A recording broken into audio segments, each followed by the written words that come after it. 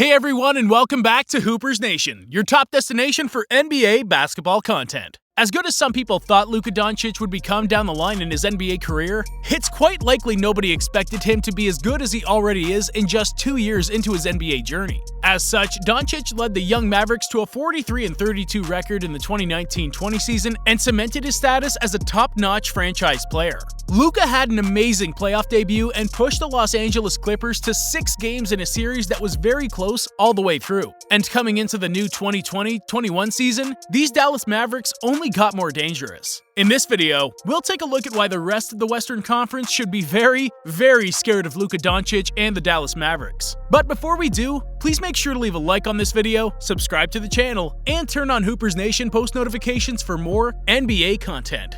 In the latest annual NBA General Manager survey conducted by NBA.com, front office executives were highly keen on Luka Doncic. When asked what player they'd want to pick to start a franchise, 43% of GMs went with him. Luka was tied with Giannis Antetokounmpo, who received another 43% of the votes. The difference is that Doncic is just 21 years old and entering his 3rd season in the NBA, while Antetokounmpo is a back-to-back league MVP and reigning Defensive Player of the Year. That's how highly the Mavericks Wonder Boy is regarded by people around the league. Now, we all know that the Los Angeles Clippers blew a 3-1 lead in the second round of the 2020 playoffs after beating Doncic and the Mavericks in the first round. But the Clips still had arguably the most talented roster from top to bottom in the entire NBA. Not to discredit what Dallas built in the entire season, but it was impressive to see how much fight they gave to the Clippers, who were the 2020 championship favorites, in the first round. In Game 1, the Mavericks were leading 71-66 approximately 3 minutes into the third quarter. Luka was called for grabbing the ball, after which Marcus Morris attempted to swat it away from his hands, getting in Doncic's face. Teammate Kristaps Porzingis took exception to it and tried to back Morris away, with Morris responding with a slight push. Both players were hit with technical fouls, this being Porzingis' second, which got him ejected. The Latvian Unicorn had been a big part of the Mavs' success in Game 1, and many people believe that had it not been for his ejection, Dallas would have hung on to win that one, as the Mavs did win Game 2.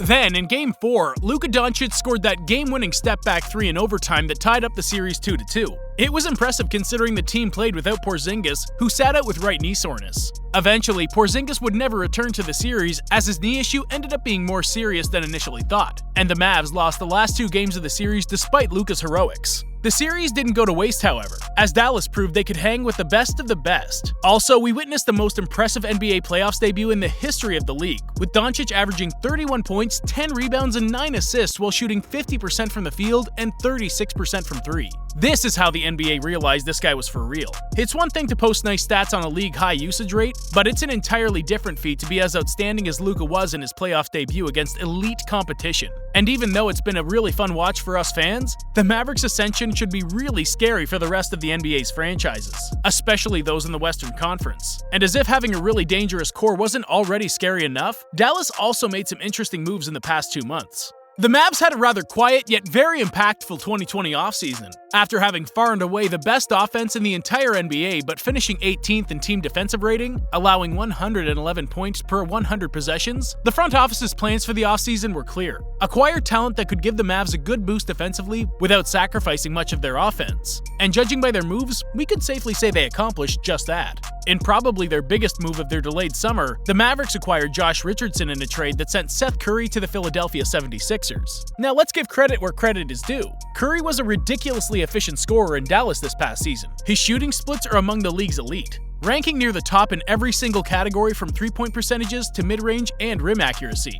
It's worth noting that he did it mostly on modest volume, though he still deserves a lot of credit. But considering he's a slim 6'2" combo guard with only a 6'4" wingspan, let's just say defense is not one of his strengths, to put it nicely. In Josh Richardson, however, the Mavs brought in a 6'6" wing with an incredible 6'11" wingspan that has a built-in reputation for being one of the best under-the-radar perimeter defenders in the NBA. Richardson is the former heart and soul of the Miami Heat and was the team's best player before landing in Philadelphia due to the Jimmy Butler trade. Last season, he averaged 14 points and 3 assists, 43% from shooting from the field, and 34% from 3.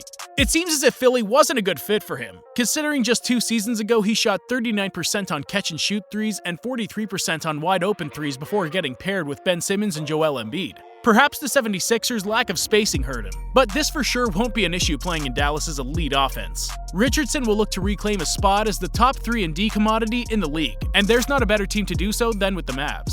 Another former Heat who the team brought in via trade is James Johnson. He's a long forward who stands at 6'7" with a nearly 7'1" wingspan. The Heat traded him to the Minnesota Timberwolves in the middle of last season, where Johnson had a short yet successful stint. He had slowly fallen out of Miami's rotation amid multiple injuries and not fitting in with the Heat's youth-oriented vision. But don't let that fool you. Double J is one of the toughest NBA players out there and isn't afraid to get physical on the defensive end. This shouldn't come as a surprise considering he's only a black belt in karate, has a 20-0 record in kickboxing, and also fought in MMA. But he isn't also a strong body. He's a really good corner three-point shooter. He shot 41% on 39 corner threes through 14 games in Minnesota, and can also get the job done inside the paint.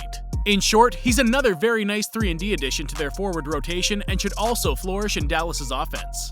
In one of the most underrated offseason moves, the Mavericks brought in Wesley Iwundu. The 6'6" forward spent the first 3 seasons of his career with the Orlando Magic, where he mainly played the role of a young and energetic perimeter defender. Thanks to his 7'1" wingspan, Iwundu was able to bother his opposition with ease. But due to the fact that his offensive game still needs some polishing, the Magic decided not to extend him a qualifying offer, making him an unrestricted free agent. Iwundu was expected to have multiple suitors, but for some reason the Mavs were able to sign him for the league's minimum. And even though he hasn't shown great scoring skills, Iwundu isn't only a defensive one-trick pony. Over the last 2 seasons, he shot 35.4 from three-point land. That's good, not great, but West does have a chance to continue developing his game in Dallas. Let's hope a change in scenery helps him take that next big step. Before making all of these offseason moves, the Mavs had already loaded themselves with 2 strong perimeter defenders through the NBA draft. They selected Josh Green with the 18th overall pick and Tyler Bay with the 36th overall pick. They had an extra second rounder, the 31st overall pick, which they used to draft Tyrell Terry, one of the top shooters in the 2020 class. The pattern is clear. Dallas wanted good defenders who could provide the team some extra spacing. They got them via trade and free agency markets. They also addressed those needs through the NBA draft, as we just saw.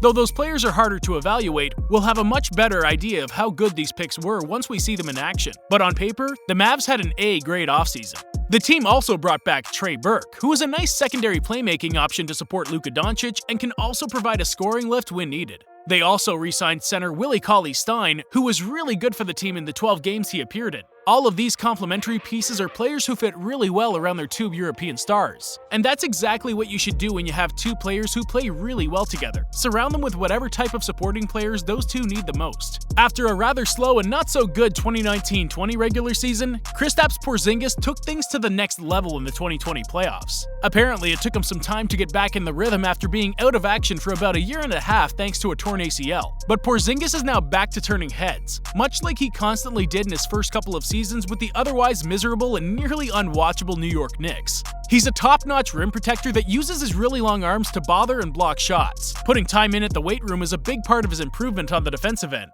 And even though his three-point numbers dipped back to league average this last year, he still made over 40% of the 3.2 wide-open threes he attempted per game. A pretty good mark for big men. There's not much else to say other than the unicorn is back.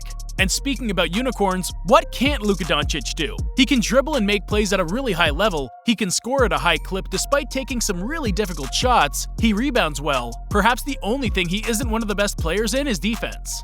But that's why Mark Cuban and the Mavericks got him the defensive support he needs. Many have picked Doncic as their early 2021 league MVP. And there's really nothing that suggests Luka isn't ready to have such a season. The Western Conference should be scared. Really scared, as Doncic and the Mavs have already proven capable of hanging with the best, and we can only imagine how much better this revamped roster will do in the new year. Where do you think the Dallas Mavericks will end up in the Western Conference standings? Does Luka Doncic have what it takes to win the League MVP award this upcoming season? Make sure to comment your thoughts down below, as well as leaving a like on the video and subscribing to the channel. Thanks for watching, and I'll see you in the next one.